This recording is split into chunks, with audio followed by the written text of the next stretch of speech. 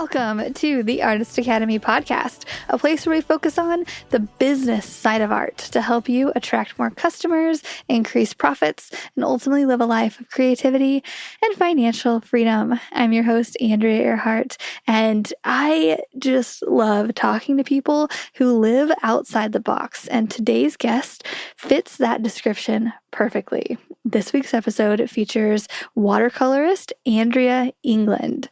Andrea lives with her husband on an ever-moving sailboat, adventuring all over the world. She combines her love of the water with her art business by creating original watercolor pieces and prints. She also diversifies her income by offering painting and sketching classes on top of all the fun watercolor stuff. And I hope this interview inspires you to dig deep into what you are truly interested in and then take action on it. Andrea is proof that you can make money through art the unconventional way, even with a number of obstacles in the way, such as a lack of Wi-Fi because she lives on a boat. She's still making it happen. And it's just so fun to talk to people who are doing things a little bit differently. So let me know what you think about this week's episode with Andrea England. Hello, I am here with Andrea England, and I'm so impressed with your setup, just seeing the water in the background and the trees, and you're on your sailboat. Give me your background story. I'm so intrigued with everything. Yeah, so welcome aboard. This is Island Prison. She's my home and floating studio. My husband's father built her. She's 40 years old this year. She launched back in 82. When he passed away, my husband bought her. He then decided to sail around the world, as you do. So when he was sailing across the Pacific Ocean, that's where we met. I was living in New Zealand at the time. We met on the island of Tonga, and he followed me home. And a lot of adventures and ocean sailing followed, which accumulated in finally getting back to Canada, where we now live, and I paint. So do you live on your sailboat primarily? Yes, we are full-time liveaboard. So this is home 12 months of the year. We're based in Victoria, BC for the winter months, and then for 4 or 5 months each summer, we leave the city and head out cruising. So we're slowly working our way up the Inside Passage. Oh my gosh. You guys are living the dream, the independent dream, and you're doing art.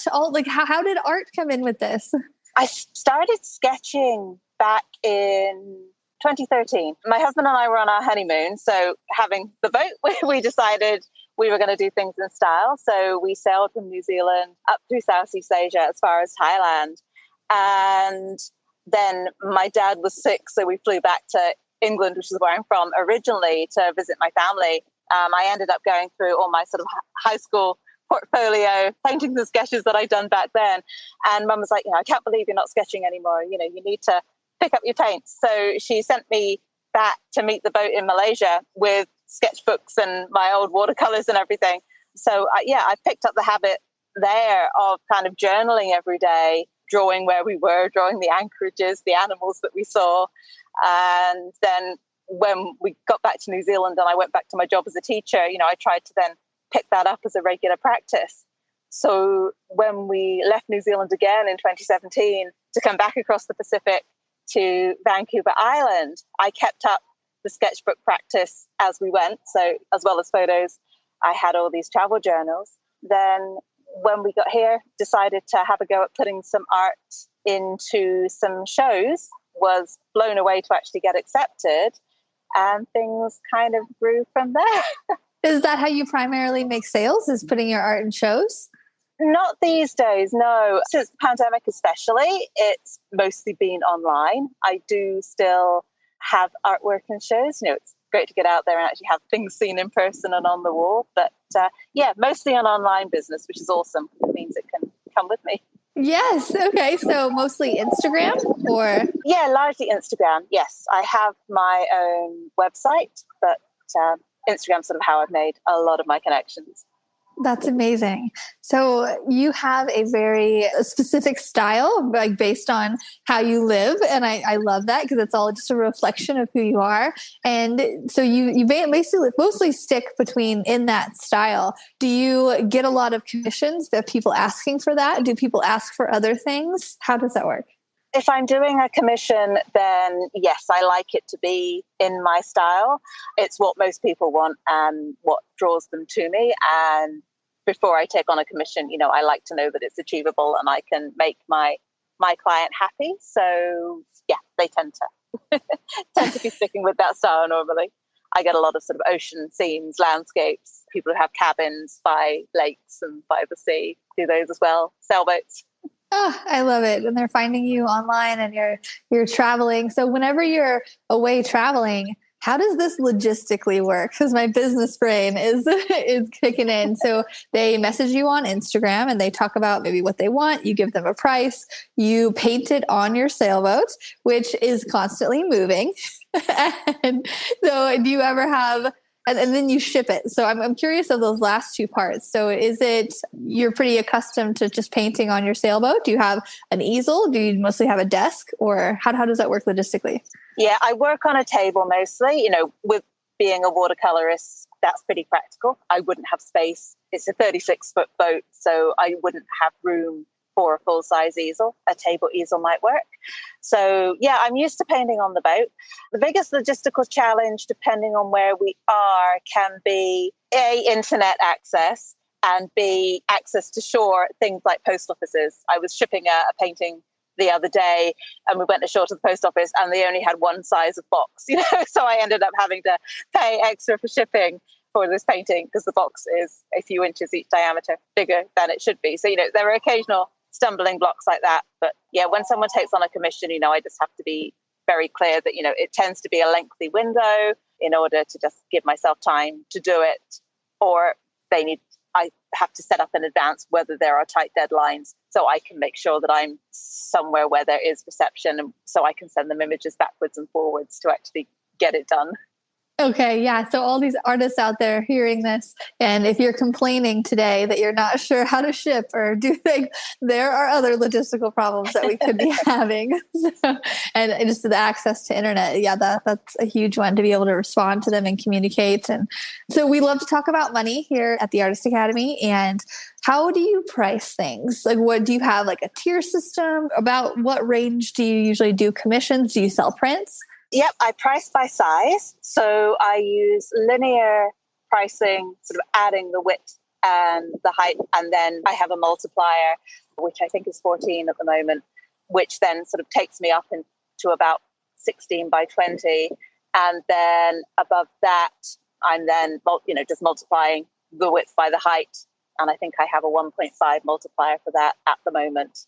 And then I will add on framing. I don't normally sell pieces framed online. Again, it's another logistical issue. So sometimes I mount the pieces on wood. Those are relatively straightforward to store. I varnish them, and then that means customers don't have to frame them if they don't want to. Otherwise, I ship on paper because logistically it's easier for me to keep, as well as substantially reducing the shipping costs.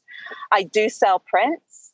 They tend to be, I'll open up my print shop a few times a year. So I then ask people, that lets me give a wider range of sizes that people can choose from. And I ask people to pre-order them, so everything is done kind of on a custom basis. They choose the size from the selection, and then I will get them printed, which then gives a 2 or 3 week turnaround, from them putting the order in. But then means I can kind of go, okay, I'm going to set aside this week for packing up and shipping prints. I have a wonderful local printer. She's also an independent artist who invested in this beautiful printer. So she's done all the training and knows the stuff. So she prints for me. So it's lovely kind of being able to work with a friend like that. That takes a lot of the uncertainty away from the print process as well, knowing that I've pre-sold everything. I'll then have a few extra to keep in inventory and take to gift shops and things. There are a few places that carry my prints and artwork, but it saves that, trying to work out which designs are going to be popular. What sizes do I need to get plenty of. Okay. Yeah. Yeah. So you started out doing shows and now you do commissions and sell prints and you have your prints in different shops, right? Yes. Okay. Yeah. So how successful is that? Like, do you get maybe like a order or two a week when you have them in different shops, or how is that? Yeah, it really depends on the shop. There's been a new place open up downtown in Victoria, and everything there is going great guns. That's going to start, it looks like it's going to start being a major part of my income. Just with the location, they get a lot of the tourist and cruise ship traffic. So my art lends itself to that kind of audience, which is fantastic. I think there's been a lot more interest in kind of shopping local recently, and handmade has become more elevated over the last few years. It's not your grandmother's tea cozies anymore. Yeah, there's another couple of great locations where I will get a few card sales a week, a couple of prints. So it all adds up. The other places are less successful. So then it depends on how that works out overall, what kind of commission they're taking as to whether we sort of stay in that relationship with them stocking my things or, whether we move on and I'm just not the right fit for that place. Okay. How did you get it in those shops? Did you just go knocking on their door? Did you send them an Instagram message? How did that start? Some of them had online, actually put out calls for artists. So I submitted. One spot came as a recommendation. I'd actually been in a show and the lady running the art centre where the show was said, you should really go to Willow and Wallflower. It's this gorgeous gift shop in Port Moody. Your stuff would be perfect. So I walked through the door. I've been sort of practicing my spiel in my head. And she clocked the fact that I had bubble wrap full of paintings. And she actually asked to see what I had. So I didn't need to use my little spiel. And it's worked really well. And we've been a great fit together. That's so great. So I want to hear some stories, your adventures. I am very adventurous as well. And so I love to hear stories, anything that's happened. It's maybe art related or not. There's a story, which was a huge turning point when we got here in 2018. I was on the West Coast and I'd been sketching this beautiful walk called the Wild Pacific Trail. It's a day hike and in the Ucluelet area, and it's absolutely gorgeous. I think I did it 3 or 4 times, filled pages and pages and pages of my sketchbook. And I was sat back in the cockpit of the boat, and one of the scenes I loved so much, I decided to paint. So I'm just sat there in the cockpit painting, and this couple walked past and asked what I'm doing. So I show them. They gave me lovely feedback about it, and then the woman came back, snuck back an hour later. The paint wasn't dry yet, but sneakily arranged to purchase it. And that was my first sale, from the cockpit of the boat here in Canada. And that was kind of what then gave me the gumption, I guess, to then go, okay, well, maybe there's something, maybe I've got something here. And then applied for shows and things, which is where everything started. Oh, I love that. I love hearing that too, because I feel like whenever you're supposed to do something or there's like a path you are best to fit to walk in life, like there's like these little bits of luck that come in and just like help push you in the right direction. And I'm so glad that happened. And now look. Any other adventure stories? It doesn't even need to be art related, just like you've been so many places. Yeah, to get here, we sailed across the South Pacific, and that, just art-wise and experience-wise was absolutely incredible. We had Bastille Day on this beautiful little island called Ahe a few years ago. Everyone there spoke French, so I was sort of bringing out my rusty secondary school French speaking, and they invited us to come ashore and join them for the celebration. So they had this big parade, and then everybody stood up and sang the Marseillaise, and then they had this feast after, and we were sort of on the periphery, and there was someone there playing the guitar, so I was just drawing some of the people in the crowd, just trying to be very unobtrusive, and they clocked what I was doing. And this guy sort of tapped me on the shoulder, and I thought, oh no, I hoped he wasn't going to be offended. But he was holding his baby and asked me to sketch his little girl. So I did a drawing, and ripped it out of my sketchbook. And then the day ended up with me under this tree with this queue of people all bringing their children. And I'm not a portrait artist, but it was just this lovely way in the end, of being part of this festival. And I think, I must have drawn every child in the village, but it was absolutely wonderful. Oh, wow. That's so great. And that's just it's a point to, when you put yourself in an opportunity and just seeing what comes of it rather than, sitting at home and not, like never leaving the art studio. I think what you're doing is so many, you're putting yourself out there for so many opportunities to happen. And I'm sure, I can't even imagine all the amazing people that you're meeting and being connected with, just because anytime we travel, it's the people you meet are half of the experience, because it takes a certain kind of person to go out and do something like what you're doing, or even go on any kind of vacation, really, outside of the all-inclusive resorts.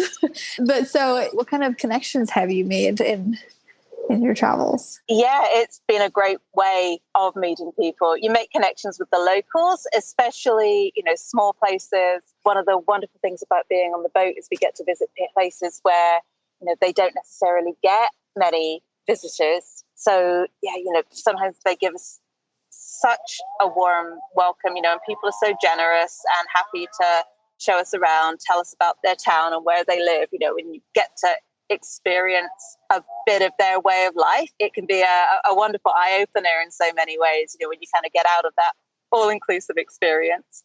And then the sailing community, there's all the other sailors that you meet who have come from all over the world. You kind of come together, maybe you're in the same route for a little while, or you might just spend a few days with each other, but it's a great opportunity to get to know people, find out people's stories.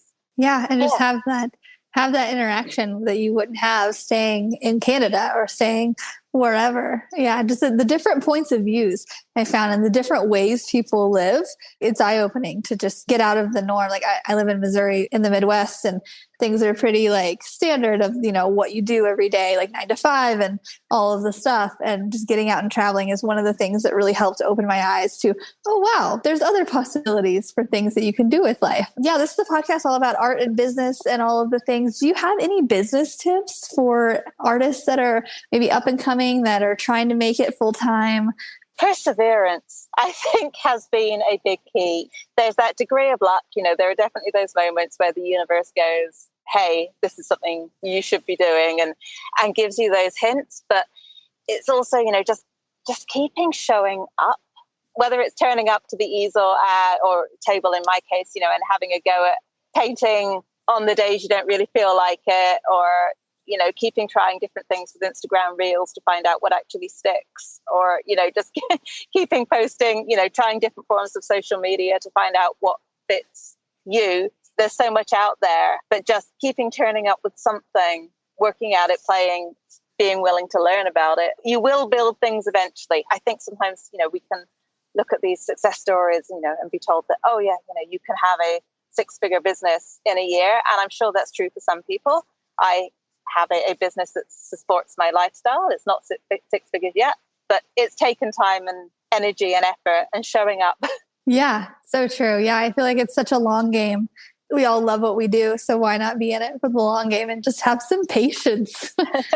I think the other thing is just looking at ways to diversify as well. For me, yes, commissions make up a small part of my business, but they're not necessarily my favorite thing to do. I love making something special for somebody, but I'm very project orientated, and I love being able to dive into something and really immerse myself, and the back and forth with commissions I find can kind of get in the way of my momentum. So, I found for me, actually, for the sustainable, making my business something that can keep growing, things like online teaching has worked really well. I was a teacher in my former life, so I have that skill. I really enjoy teaching online, and that's been a great extra string of revenue. Took a bit of figuring out to find out how I could make prints work for me, but getting that down pat has been brilliant as well. So, tell me all about what you teach online. Do you teach painting or teach? Yes, yep. I have a couple of pre-made online classes.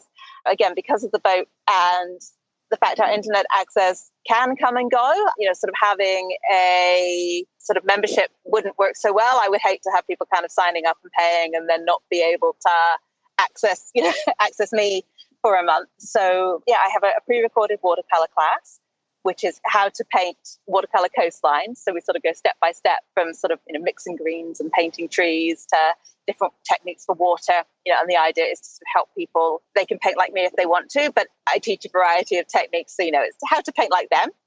And then I have travel sketching in the wild, which is how to keep a sketchbook on the go. Sketching is sort of at the heart of my art practice. So it's ideas for A, beginners, and B, more experienced artists, but who maybe have a studio practice and are nervous about taking it outside. I've taught a couple of classes with Etcher, with Art Toolkit as well, which have been more sort of demonstrating, follow along with me kind of things. Oh, wow. Yeah. So you're doing just a little bit of everything. Say someone wants to purchase one of your classes. How does that work? Where do they go? Yeah, so they're on my website. I have a classroom courses section on my website that people can go and check out. So it has all the information there and the links to the courses in their various places.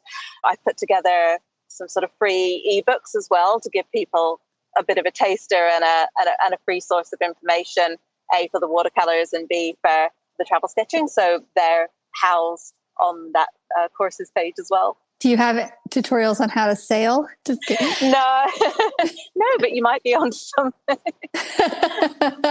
No.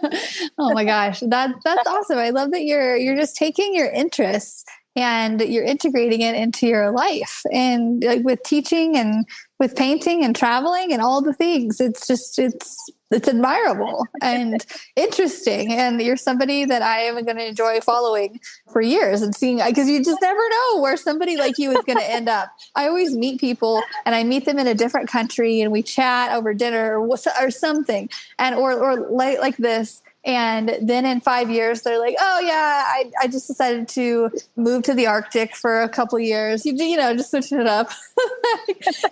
Oh, I feel like that. I mean, I feel like sailboat life suits you, but it's still you're mobile. You're not sure. I don't know where you're going next. So you mentioned that you were doing videos and whatnot. How are you growing your social media on Instagram and Facebook and YouTube? Or yeah, Instagram is definitely the big place for me at the moment. I have a YouTube channel.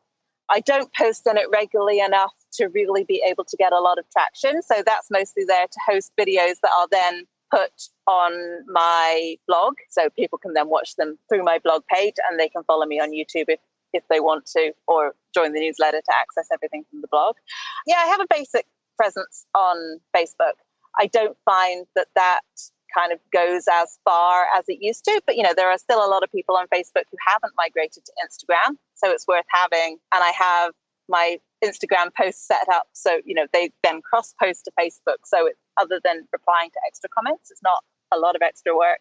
And I've just the other week tried dipping my toe into TikTok for the first time, which is a really good way of reusing everything I'm filming for Reels. So I have everything on the camera, and then it's just a case of uploading it and adding new text. Yeah, so again, it's a new way to access a different audience, and it's just ways of kind of repurposing the content that I'm making in one place. So I'm not Yeah. And as you're talking, I'm literally thinking, oh yeah, I forgot that YouTube has these things called YouTube Shorts now. And I'm like, oh yeah, I could be posting my Instagram Reels and my TikTok videos to YouTube Shorts. And I literally made a note just now. I'm like, okay, I'm going to look into this a little bit more as soon as we get off of this. But you're right. Yeah. Repurposing all the things and keeping an open mind and doing all of the stuff. I found out Pinterest has video pins now as well. So again, I don't post on Pinterest as often as I should, but occasionally I'm taking some of the quick tutorial videos and adding them as tutorial pins. It's just throwing spaghetti at the wall and seeing what sticks. Yes. I feel like you would be very successful in some of the travel groups that I'm in. I'm in this one group called Girls Love Travel. And I feel like if you just posted a couple things of like, I live on a sailboat, I'm traveling this is the art that I do, and just like post that, I think that would be that, because I'm finding right now that I'm doing a lot of nursery murals, and I'm posting in Facebook groups for nursery murals. And those are working out really well. Of just like, this is the nursery mural I did. And then moms are like, I want a rainbow painted in my nursery, stuff like that. But yeah, I'm like, ooh, your content would be just superb in those travel groups. Are you in travel groups? I assume. Yeah, no, not really, not anymore. So that's a great idea. Okay, yeah, I'll send you a link to a couple Thank you. to my favorite ones. Yeah. And I love your murals. They are gorgeous. Oh, thanks. I try hard. Yeah. So, what is your typical work day like? What do you do during, like, you wake up and paint, wake up and do videos? What's it like? My Instagram audience tends to be most active in the morning. So I get up and the first thing I do has to be to post whatever content I got ready, the week before. It's not really how I'd like to start my morning, but it works. Then ideally, I will then paint for a few hours. And if I'm lucky, I either get to paint all day, or when we're out sailing, I'll then spend half a day out with my sketchbook, gathering ideas, gathering photos, exploring and getting inspiration. Otherwise, that then becomes sort of the computer time, if I have things to do on my website, or photography on the boat can be a challenge, so sometimes I just have to scrap my plans. On a day like today, everything's too bright when it's raining, because I have to take most of my photos outside to get enough light. So yeah, sometimes it's just the right amount of overcast and it's not raining, so I have to kind of push all my plans to one side so I can take pictures. You just go with the flow. I feel like that's just your life. You're just going with the flow and doing it all. How many pieces of paper or sketchbooks or pencils have you lost overboard?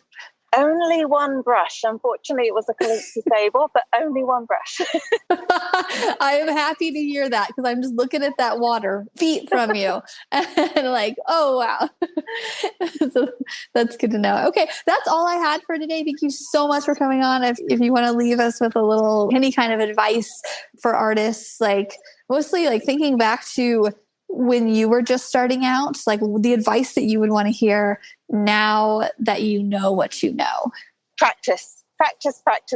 Sometimes it's going to suck, and that's okay. That's a learning experience. Sometimes you're going to love it, and that is absolutely wonderful. But just, keep turning up, keep playing, ignore all the other voices and your inner critic. Do what you enjoy, and just keep doing it, and you get there. Do what you enjoy. I love that. Okay, perfect. Well, thank you so much for coming on and connecting and everything. And I look forward to seeing your future travels. Thank you again. Thank you. It's been great to talk to you. And that's a wrap. Thanks for listening to another episode of the Artist Academy podcast. And if you like hearing interviews just like this in your ear, if they inspire you, then I want to encourage you to go download the Audible version of my new book, Mural Money. It's a condensed version of basically all of the best tips given here on the podcast from guests, plus my own words of wisdom to help you get started in any art industry, plus stories of some hard lessons learned that I have never told before. You can pick up a copy at muralmoney.com. And again, I highly recommend the Audible version. I put a lot of tender love and care to make sure the Audible was extra special. It had some extra goodness in there. And it's really for any artist, but especially those wanting to make a profit from a paintbrush. Muralmoney.com. That's it. I'll see you next week.